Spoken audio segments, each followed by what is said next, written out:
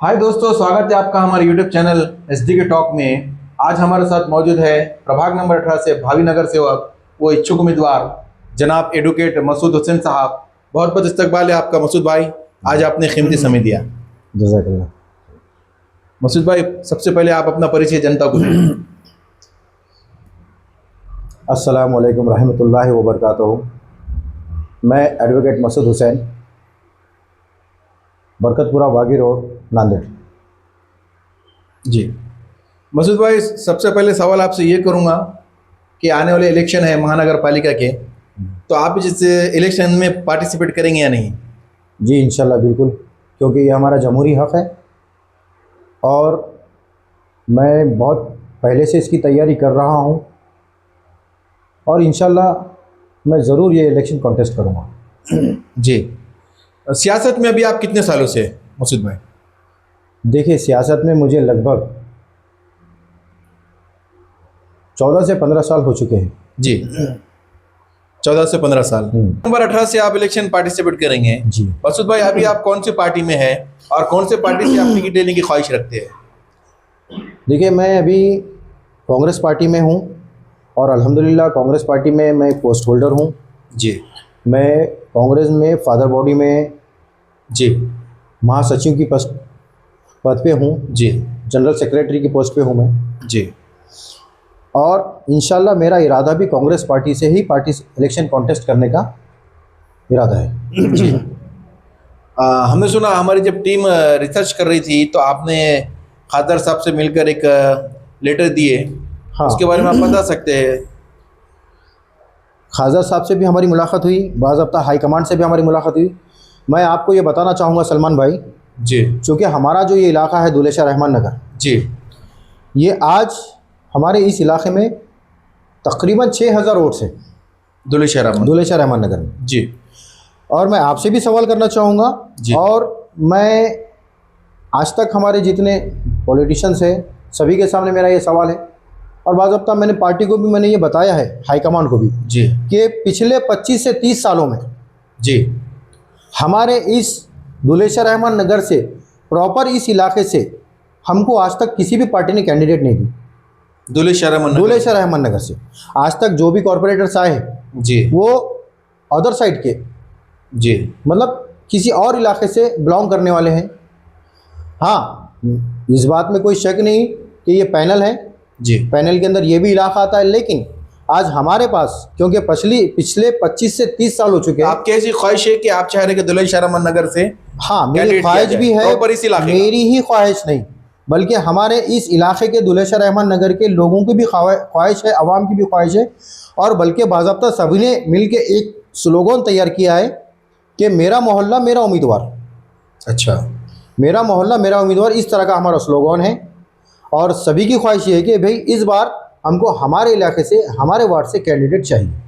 जी, चूँकि आज हमारे पास में 6000 वोटों की ताकत भी है। जी, और चूँकि ये इलाका कोई छोटा मोटा इलाका नहीं है, अब 6000 वोट अगर है तो इसमें बहुत सारे जो नॉन वोटर्स भी है, जी, जिसमें छोटे बच्चे भी आते हैं और कुछ लोग इधर ट्रांसफ़र होके भी आए हुए जिनका अभी तक वोटिंग लिस्ट में नाम नहीं भी आया है। जी। तो मैं समझता हूँ कि वोटर तो 6000 है, लेकिन लगभग यहाँ की आबादी मैं समझता हूँ 10,000 के ऊपर है।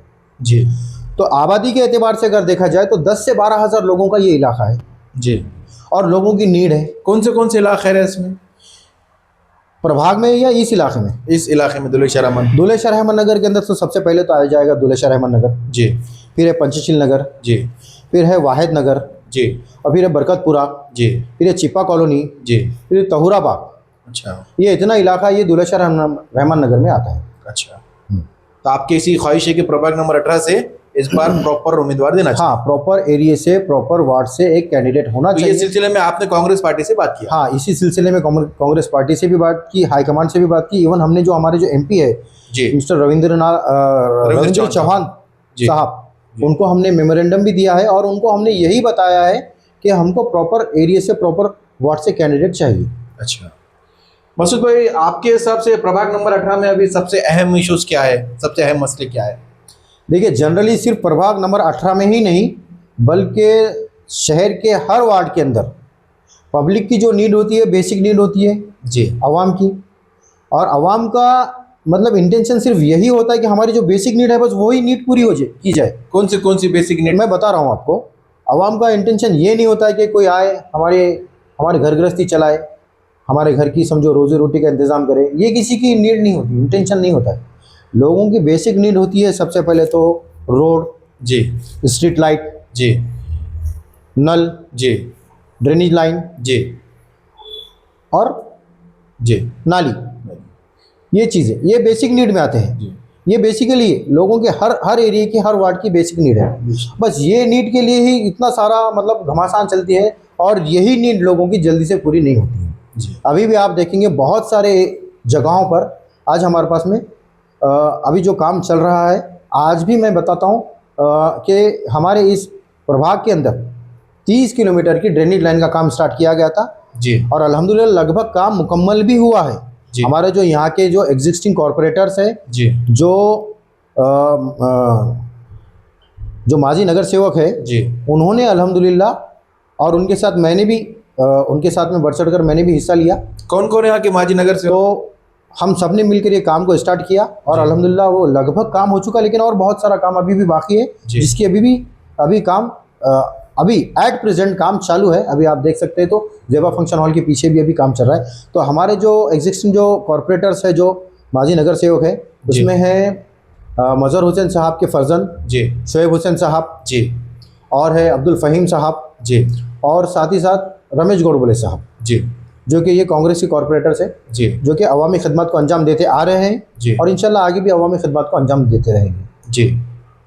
तो सबसे अहम मसले ये है, आपने जो बताया ड्रेनेज लाइन, जिसे आपने बताया, बेसिक नीड है सलमान जी जी ये सभी की नीड है, ये मेरी खुद की अपनी भी नीड है जी और इस प्रभाग में रहने वाले हर एक नागरिक की, हर एक आम इंसान की यही नीड है कि उसके घर के सामने रोड हो, जी। उसके घर के सामने लाइट हो, उसके घर के सामने ड्रेनेज या नाली हो और उसके घर को नल का पानी आता हो। जी।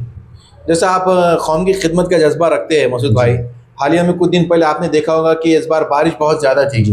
तो हमारे जो नाले के पास जो भाइयों के घर है, जी। वो लोगों को बहुत परेशानी हुई क्योंकि नाले का पानी उनके घरों में आ रहा है। तो उन हालत में आपने ऐसा क्या समझी काम किया? सलमान भाई देखिए, सबसे पहली बात तो मैं आपको बताऊंगा कि सिर्फ इस साल नहीं, पानी जो आता है हर साल आता है। जी। आप पिछला रिकॉर्ड उठाकर अगर देखेंगे तो हर साल नाले के करीब के जितने भी मकानात हैं, हर साल उन मकानों में पानी रहता है, लोग उससे डिस्टर्ब होते हैं और लोगों को अपने मकान खाली करके जाना पड़ता है, मजबूर हो जाते हैं लोग मकान खाली करके जाने पे। और हम अल्हम्दुलिल्लाह खुद मैं और मेरी जो टीम है, मेरे साथ में जो लोग, मेरे जो दोस्त अहबाब है जी, तो हम सब मिलके, हम सिर्फ इसी साल नहीं बल्कि हर साल हम काम करते हैं और हर साल हम लोगों को जिनके घरों में पानी आ जाता है, जो बिल्कुल मतलब पानी में जो फंस जाते हैं, जो फ्लूड की वजह से जो परेशान हो जाते हैं, बैक वाटर की वजह से, तो हम क्या करते हैं, लोगों को उनके घरों में से निकाल के उनको सबसे पहली बात तो सेफ़ जगह पे पहुंचाते हैं। जी। और दूसरी बात ये है कि जो लोग यहाँ वहाँ पर मतलब अब क्योंकि अब उनका घर दार छोड़कर आए हैं वो लोग, उनका सारा साजो सामान उसी घर में पड़ा हुआ है और लगभग वो सामान सारा ख़राब हो चुका है जी। पानी की वजह से, सारा अनाज जो है वो बर्बाद हो गया है। जी। तो उन लोगों के पास में तो कोई साजो सामान है नहीं, तो हम लोग अल्हम्दुलिल्लाह उन लोगों को खाना पहुंचाने का भी काम हम करते हैं, खाना बनाकर हम खाना उन तक पहुंचाने का हम इंतज़ाम हम हर साल करते हैं और अल्हम्दुलिल्लाह इस साल भी हमने ये काम किया है। जी। और लॉकडाउन में भी आप कुछ बता रहे थे? लॉकडाउन में देखिए सलमान भाई, जब लॉकडाउन हुआ था 2018 में, तब हमने एक एनजीओ का हमने एक एनजीओ स्टार्ट किया था, रजिस्ट्रेशन किया था और हमारा एनजीओ का नाम है हेल्पिंग हैंड फाउंडेशन। जी। इस नाम से हमने काम स्टार्ट किया था और सबसे पहले हमने ये जब हमने एनजीओ हमने क्रिएट किया, हमने एक एनजीओ जब हमने बनाया तो सबसे पहले हमने कंसल्ट किया हमारे इस शहर के उस वक्त में doctor Vipin Itankar sir collector थे। हमने उनसे कांटेक्ट किया और हमने उनको बताया कि सर हमने इस तरह का हमने एनजीओ बनाया है और हम पब्लिक के लिए कुछ काम करना चाहते हैं। वो बहुत खुश हुए, उन्होंने हमारा वेलकम किया और उन्होंने कहा कि ठीक है, बहुत अच्छी बात है, आप आइए और आपके साथ जितने भी एनजीओज़ हैं हम उनको भी बुलाएंगे, इनवाइट करेंगे और एक मीटिंग लेके फिर हम डिस्कस करेंगे कि हमको क्या करना है। जी। फिर उन्होंने मीटिंग ली और उस वक्त सबने अपने अपने लेवल का काम बताया था, लेकिन हमने उस वक्त में ये कहा कि सर हम अपनी तरफ से हम राशन किट तकसीम करेंगे, राशन किट हम लोगों को बांटेंगे, क्योंकि लॉकडाउन हो चुका है, लोगों के रोज़गार बंद हो चुके हैं और सारे लोग जो सो अब बेरोज़गार हो चुके हैं। भले ही लोग रोज़ मजदूरी अगर करते भी थे होंगे तो, लेकिन उनके कारोबार तो बंद हो गए हैं ना, ठप हो गए। मसूद भाई बता सकते हैं कितने किट बांटे आपने? तो सलमान भाई हमने देखिए लगभग 1000 किट नांदेड़ शहर में हमने वाटअप किए। जी 1000, जिसमें हमने इस इलाके में प्रभाग में भी किया है, और हम इस इलाके के बाहर जाकर अदर साइड, क्योंकि हमारे पास जो कलेक्टर साहब ने जो ग्रुप बनाया था वहाँ से हमको डाटा मिलता था, वहाँ से हमको फीडबैक आता था कि ये जगह पे हमको राशन किट पहुँचाना है। जी और कलेक्टर साहब ने उस वक्त में हमको एसेंशियल सर्विस पास भी बना के दिए थे, जी जिसकी वजह से वो पास हम जब लगाते थे अपने गले में तो हम सारे शहर में, नांदेड़ में जी बिल्कुल रिलैक्स और बिल्कुल फ्री, मतलब फ्रीली हम घूम सकते थे, सरवाइव कर सकते थे, और लोगों तक हम अपनी सर्विस पहुंचाते थे राशन किट की। जी मसूद भाई, आप नगर सेवक क्यों बनना चाहते हैं? सलमान भाई, ये आपने क्वेश्चन बहुत अच्छा किया। देखिए सलमान भाई, एक आपको मैं बात बताना चाहूँगा। सबसे पहली बात तो ये है कि नगर सेवक एक हिंदी वर्ड है और इसको इंग्लिश में कहेंगे कॉरपोरेटर। जी और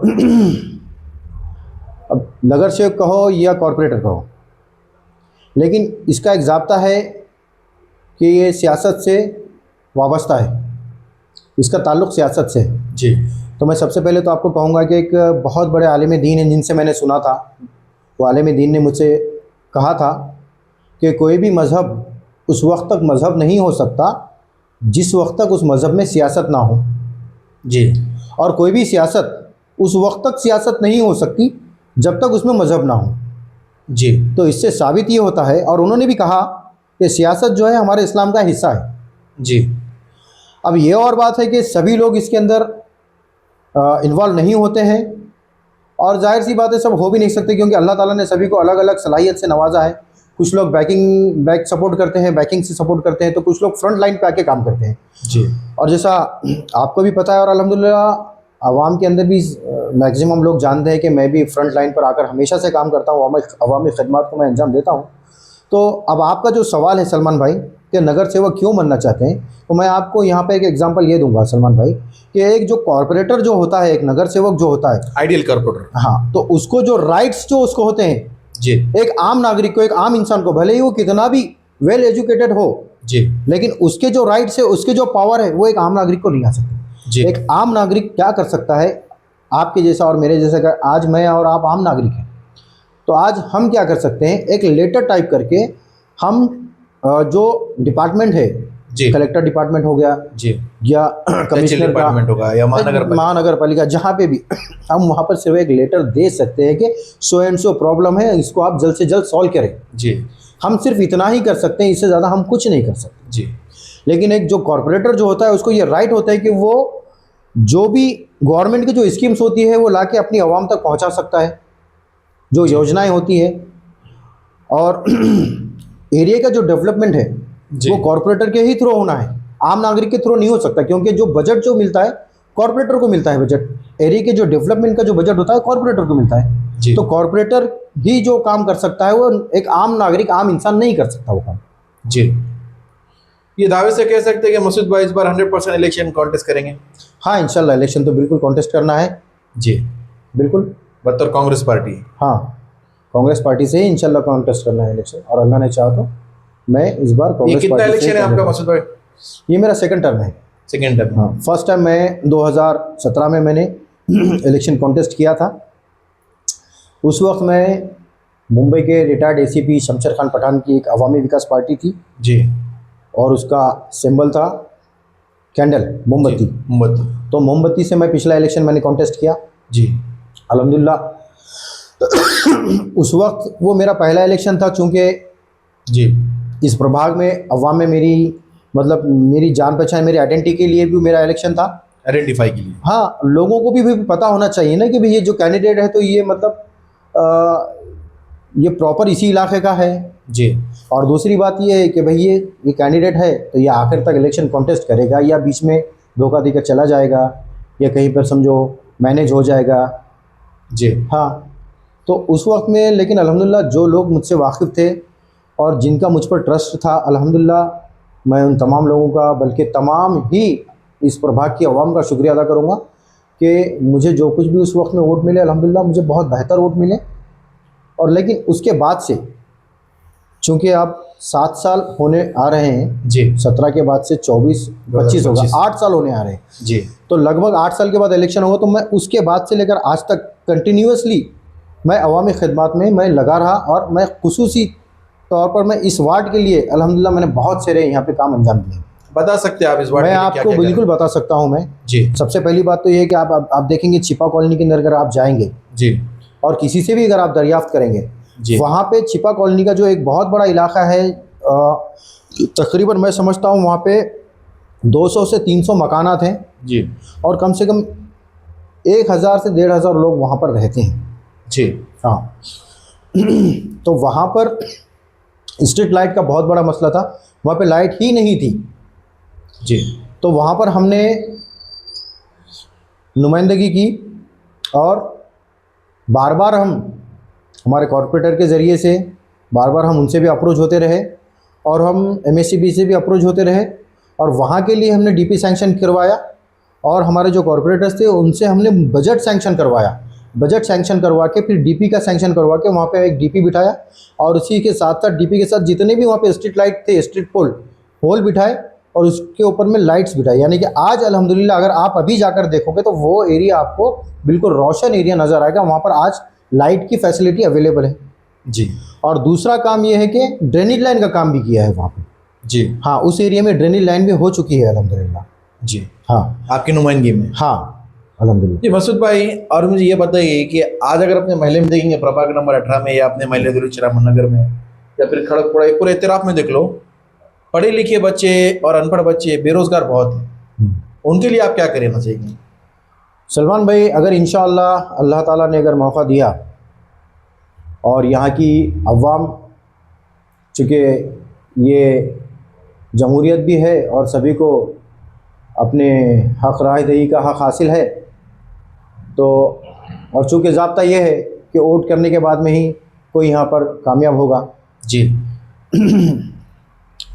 तो पब्लिक के अगर वोटों से इंशाल्लाह मैं यहाँ पर अगर कामयाब चुनकर होकर आता हूँ, जी तो जैसा कि आपको मैं बताना चाहूँगा कि पिछला जो इलेक्शन 2017 में मैंने कॉन्टेस्ट किया था, जी उसी वक्त में भी अगर आप मेरा मैनिफेस्टो देखेंगे जी तो आपको समझ में आ जाएगा।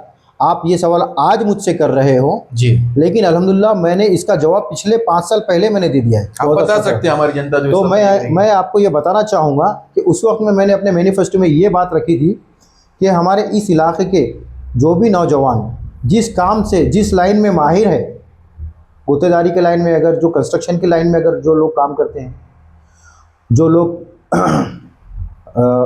कलर का काम करते हैं, जो लोग प्लम्बरिंग का जो काम करते हैं, तो जिस लाइन में भी जो लोग माहिर हैं, इंशाअल्लाह हम उन लोगों को उनके लाइन के एतबार से, उनके काम के मुताबिक इंशाअल्लाह हम उनको काम देने का इंशाअल्लाह हम काम देंगे।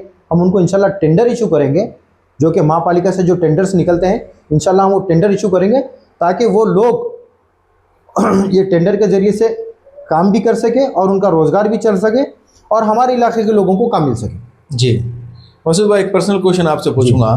जैसा कि आपको समाज के मुद्दे उठाने में बहुत मज़ा आता है, आप काम कर रहे हैं, लेकिन एक जो हमारे दुलशहरा नगर बरकतपुरा में जो मस्जिद है, मस्जिद सहारा, वहाँ पर पानी बार बार आ रहा है मसूद भाई, तो उसके लिए आप क्या करना चाहिए? सलमान भाई देखिए, वो मसला बहुत गंभीर मसला है, और अफसोस की बात है कि हर साल हमारी मस्जिद में पानी आ जाता है। जी चूँकि हम लोग अपने घरों की हिफाजत तो करते हैं, जी हमारे घर में अगर पानी आता है तो हम परेशान हो जाते हैं, जी डिस्टर्ब हो जाते हैं। जी और चूँकि मस्जिद तो अल्लाह ताला का घर है, जी और वहाँ पर हम जाकर इबादत भी करते हैं, जी और हमारी जिम्मेदारी बनती है कि हम अपने घर से ज़्यादा हम अल्लाह ताला के घर की फ़िक्र करें, बेशक। सबसे पहले, फर्स्ट ऑफ ऑल।